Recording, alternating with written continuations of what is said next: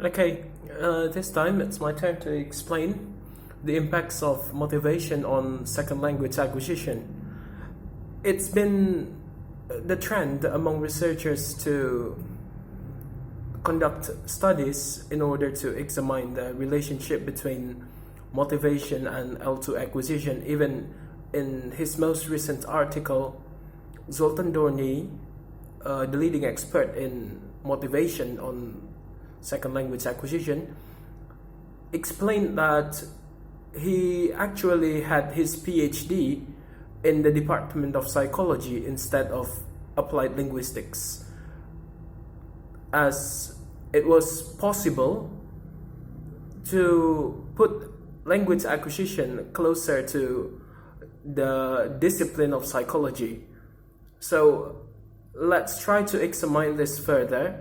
Here I bring 4 issues for today's discussion. As the traditional discussion, motivation and L2 acquisition always being related in terms of speed and achievement. Here, one of the oldest theory related to this discussion is proposed by Gardner and Lambert back in 1972. Here, motivation is assumed to play a significant role in determining someone's speed, and of course, in the end, not only the speed but also the quality of their achievement in form of second language mastery. Because sometimes we see that, let's say, in a single classroom there are different kinds of learners, or perhaps we see the similar learners, similar in several terms.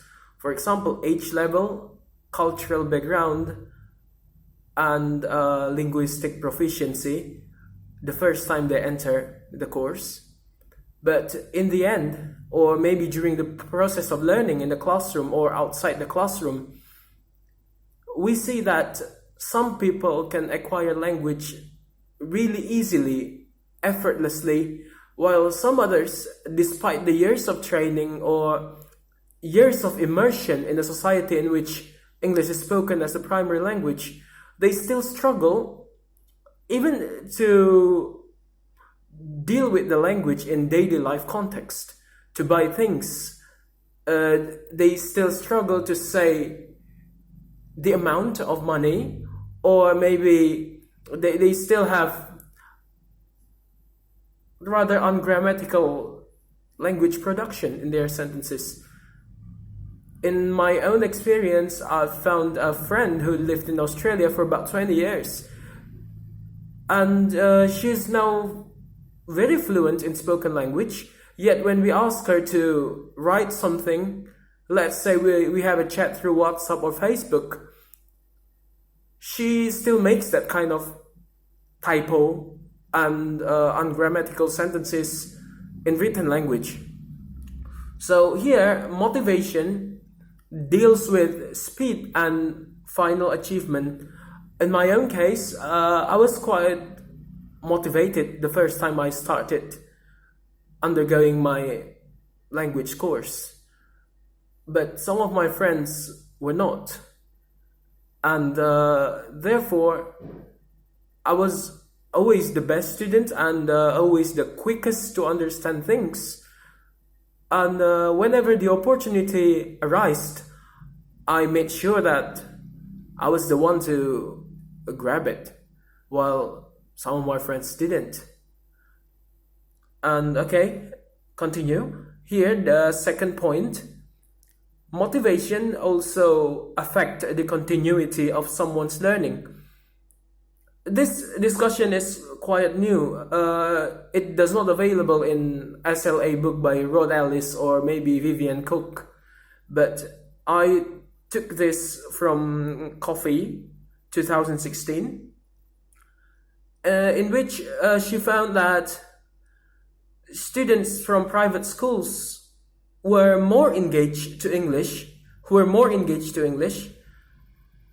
are somewhat more motivated to learn foreign language after the age of 14.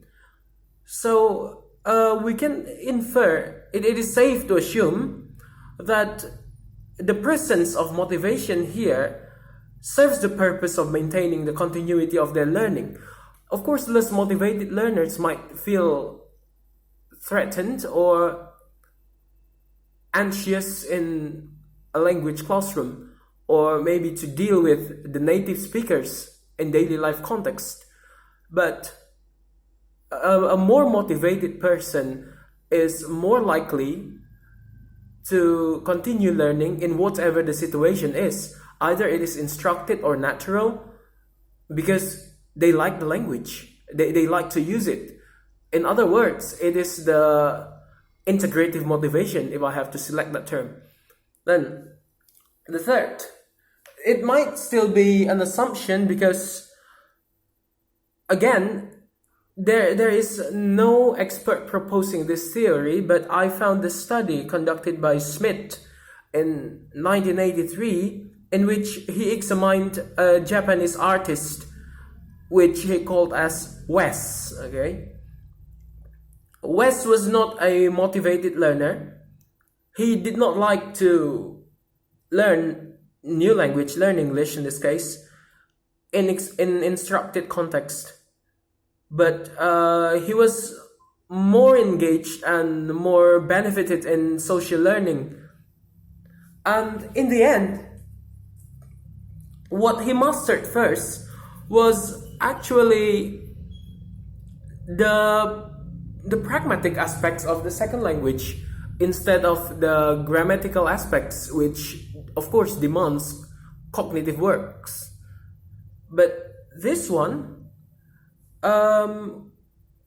let's say, by examining this study, by understanding this further or extending this even, we can predict someone's acquisition trajectory by first determining their motivation.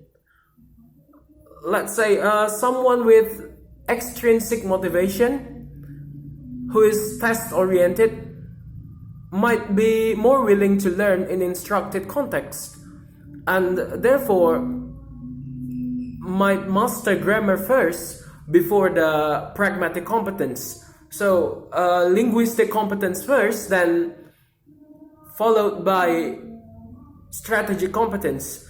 But if someone is more motivated to learn in social situation, in a natural setting, then the trajectory might be different. This person might be more competent in employing strategy competent than implementing all the grammatical rules into daily language practices. And the last one here is about willingness to diversify behavioral, linguistic, and cultural repertoire. This might be again theoretical or even hypothetical, I have to say. But integrative or intrinsic motivation might just drive someone to become more engaged in learning the language, especially in natural learning situation. Also, along with this motivation, there will be the improved readiness in oneself to get into not only new linguistic environment but also behavior, and in the end, the result is the expansion of behavioral, linguistic, and cultural repertoire as proposed by Gartner and Ushioda in 1979 and 2017.